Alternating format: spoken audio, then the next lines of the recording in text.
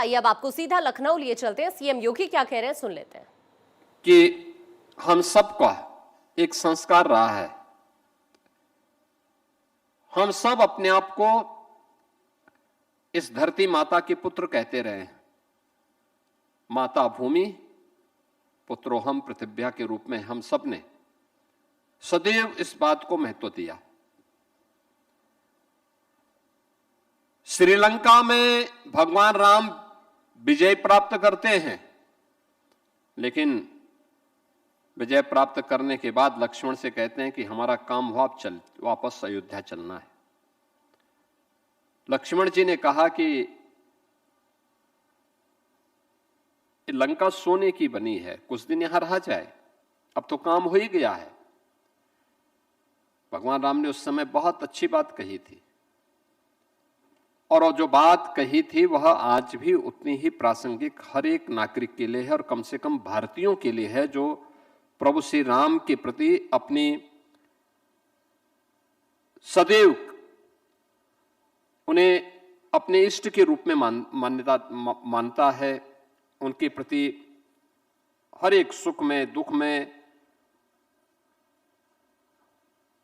अपने हर उस पक्ष में जिस नाम का स्मरण करता है वह प्रभु राम का है। और प्रभु राम ने उस समय जो बात कही थी कि अपि स्वर्णमयी लंका न मे लक्ष्मण रोचते जननी जन्म भूमि से स्वर्गादपि गरियसी। आप सोचिए, यानी लक्ष्मण जी को भगवान राम क्या कहते हैं कि भाई सोने की लंका भले ही, इस लंका भले ही सोने की क्यों ना हो, लेकिन ये मुझे अच्छी नहीं लगती। यानी ये हमारे लिए रुचिकर नहीं होना चाहिए, क्योंकि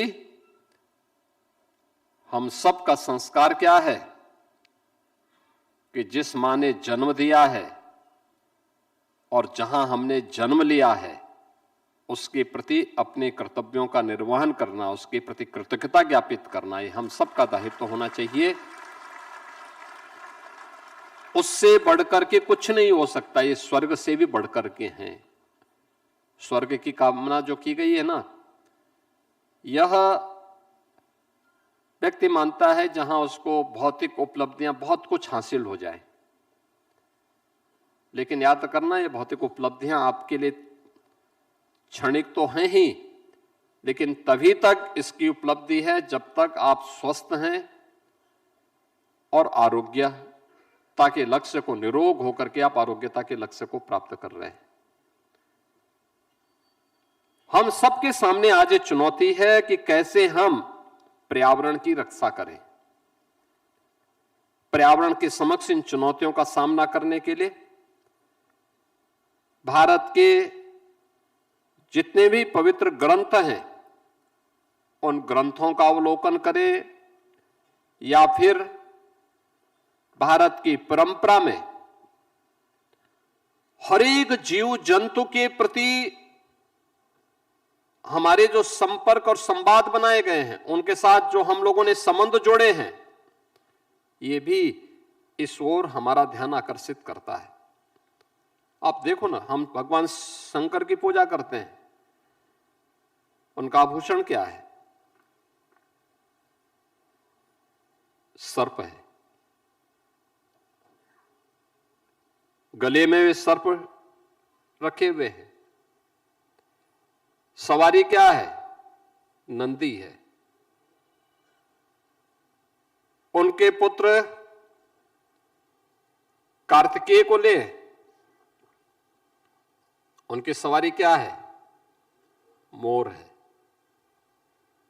दूसरे पुत्र गणपति को लें, उनकी सवारी क्या है? मूस है, चूहा है।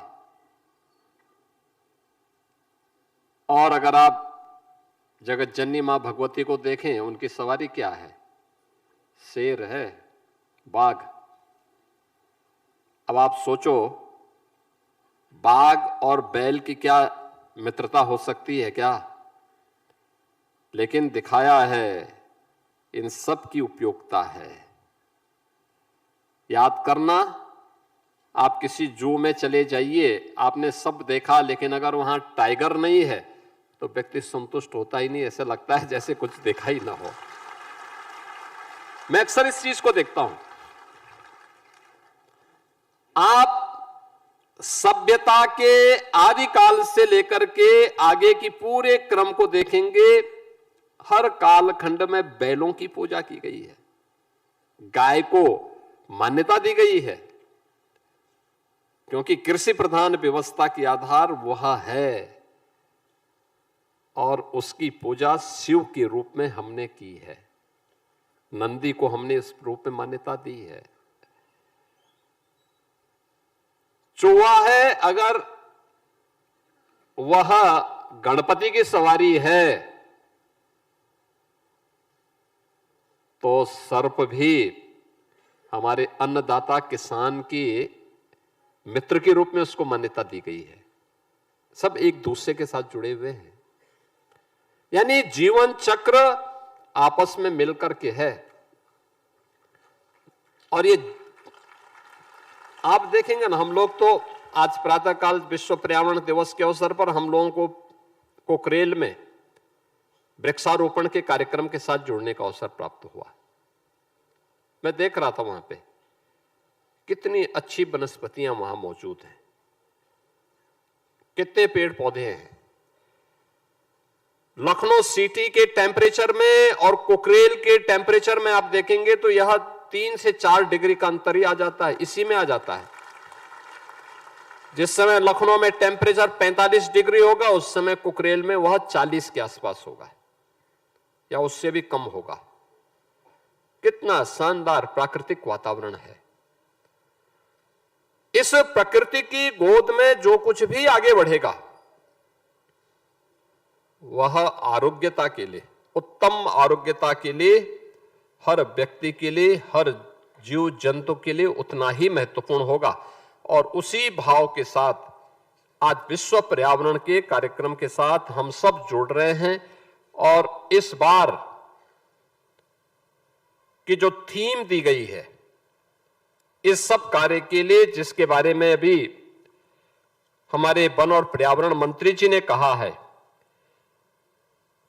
इस बार की जो थीम है, inspired by nature for climate for our future, यानी इसका मतलब ही है कि हम सब स्वच्छ वायु, निर्मल जल, उपजाऊ भूमि और हरित वन, ये मानव सभ्यता की जीवन रेखा है। और यह तभी रहेगा जब प्रकृति सुरक्षित रहेगी, तभी मानवता सुरक्षित रह पाएगी।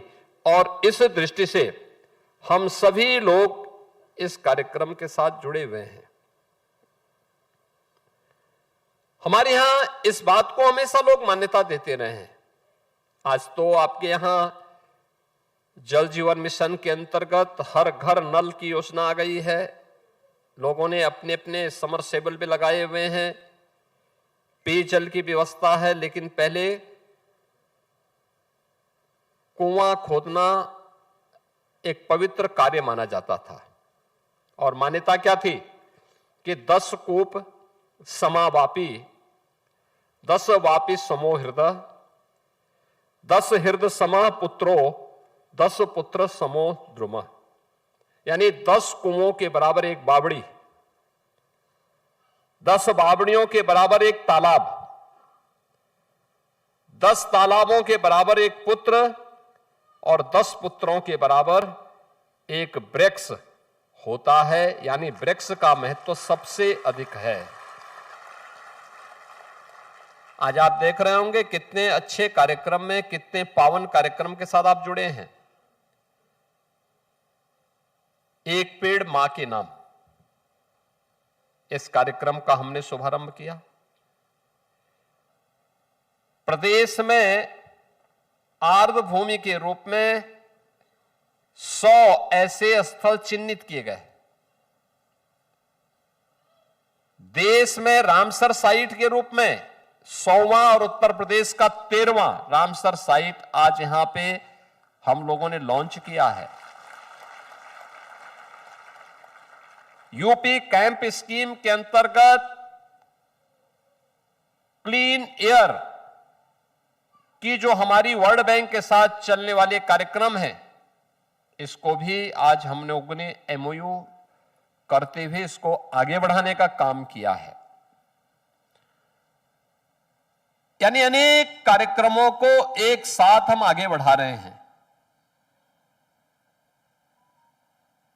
और इसीलिए प्रधानमंत्री जी ने हर भारतवासी से अपील की है कि वृक्षारोपण महाअभियान के दौरान हम जननी और जन्मभूमि के प्रति पर्यावरण की चुनौती का सामना करने के लिए और इन चुनौतियों में हम भी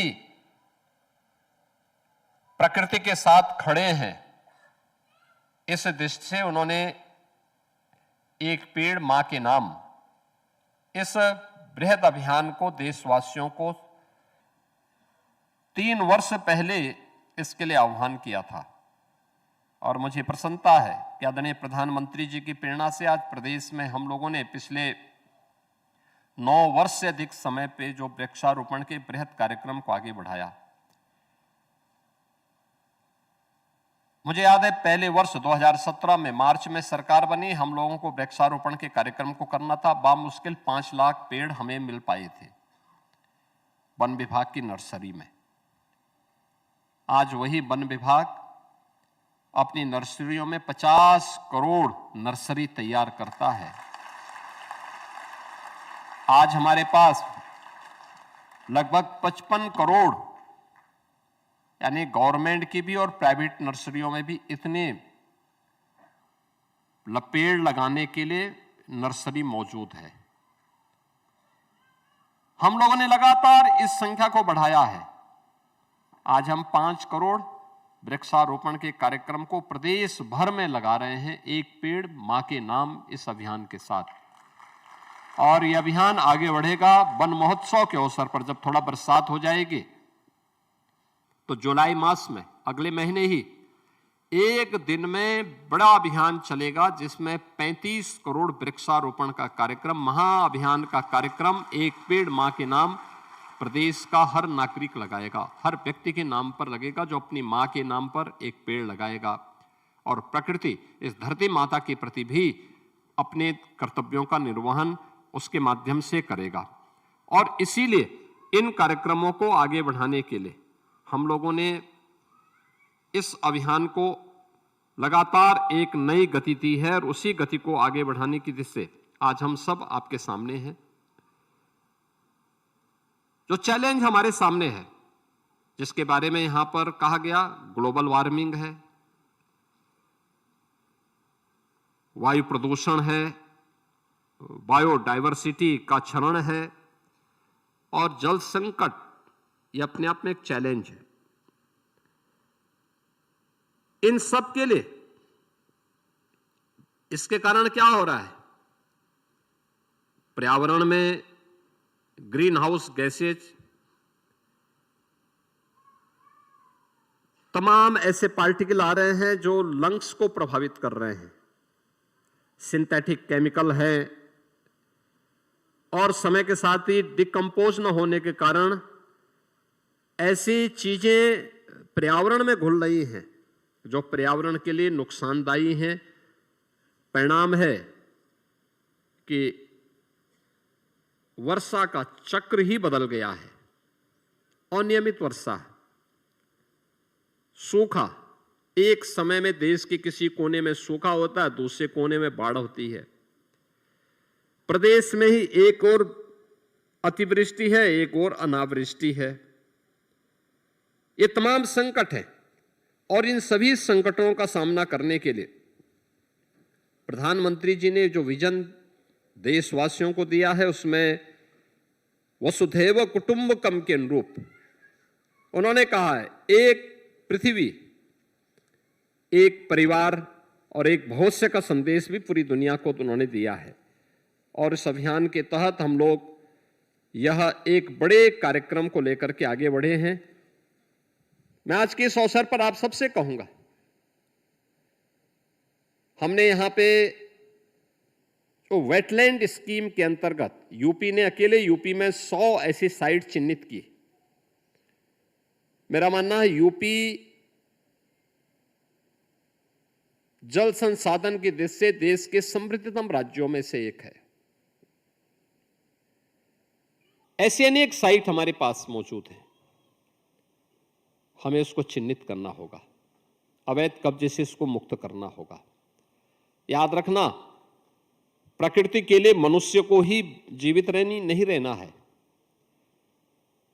जीव सृष्टि को ही नहीं रहना है, जंतु सृष्टि को भी रखना है। और ये जैव विविधता, ये मानव सभ्यता के लिए, जीव सृष्टि के लिए अत्यंत महत्वपूर्ण है। और उस महत्वपूर्ण अभियान का एक हिस्सा हम सबको बनना है। और उसके लिए यह कार्यक्रम, आज अनेक प्रकार के जो कार्यक्रम आज यहाँ पर लॉन्च किए गए हैं, जिसमें हम लोगों ने एक पेड़ मां के नाम के महाअभियान का भी अभियान को शुभारंभ किया। यूपी कैंप से जुड़े हुए उस कार्यक्रम को भी यहाँ पर एमओयू को आगे बढ़ाने के साथ उसका लोगो, उसकी वेबसाइट, इन सब को भी यहाँ पे हम लोगों ने आगे बढ़ाया है। उत्तर प्रदेश में 100 वेटलैंड, इसमें हम लोगों ने उसकी अधिसूचना की घोषणा की है और वेटलैंड पोर्टल को भी लॉन्च किया है। उत्तर प्रदेश पर्यावरण प्रदूषण, जो हमारा पर्यावरण जो प्रदूषण नियंत्रण बोर्ड है, उसने यूपी अपने बोर्ड का मैस्कट का भी अनावरण किया है। और प्रदेश के अंदर रामसर स्थलों को लेकर के जो अभियान प्रारंभ किया था, याद करिए, आज से 9 वर्ष पहले केवल एक रामसर साइट थी, आज हमारे पास 13 ऐसे साइट उपलब्ध हो चुकी है। और ये साइट जो देश के अंदर जिन्होंने इमरजेंसी के खिलाफ शंखनाद किया था, महान स्वतंत्रता संग्राम सेनानी श्री जयप्रकाश जी के पावन जन्मभूमि से जुड़ी हुई जनपद बलिया के अंदर सुरहा ताल, ये 13वां रामसर साइट के रूप में चिन्हित हुआ है। अनेक ऐसे स्थल हैं जो हम सबके सामने हैं, जिनको हम आगे बढ़ा सकते हैं और ये सभी कार्यक्रम अच्छे ढंग से आगे बढ़ सकते हैं। अभी मुझे पिछले दिनों गोरखपुर में एक कार्यक्रम के साथ जुड़ने का अवसर प्राप्त हुआ था। वहां पे एक चिलवा ताल है, ऐसे पड़ा हुआ था। 2021 में प्रधानमंत्री जी ने गोरखपुर के बंद पड़े खाद कारखाने को प्रारंभ किया। फर्टिलाइजर का जो वहां का प्लांट था, उसमें नया प्लांट स्थापित करके उसको प्रारंभ किया। अब उस प्लांट को प्रारंभ करने के लिए जल की आपूर्ति कहां से होगी? लोग योजना बना रहे थे, मेरे साथ कुछ अधिकारी बैठे हुए थे, तो मैंने उनको सुझाव दिया। मैंने कहा, सामने एक चिलवा ताल है, अगर आप देखेंगे एकदम सटा हुआ है, उस कारखाने से सटा हुआ है। मैंने कहा, अगर आप इसको थोड़ा देखेंगे और इसका संरक्षण कर लेंगे तो आपको अच्छा वाटर यहां मिल सकता है। उन्होंने उस पूरे चिलवा ताल को संरक्षित करवाया। उसमें काश्तकारों की लैंड भी थी।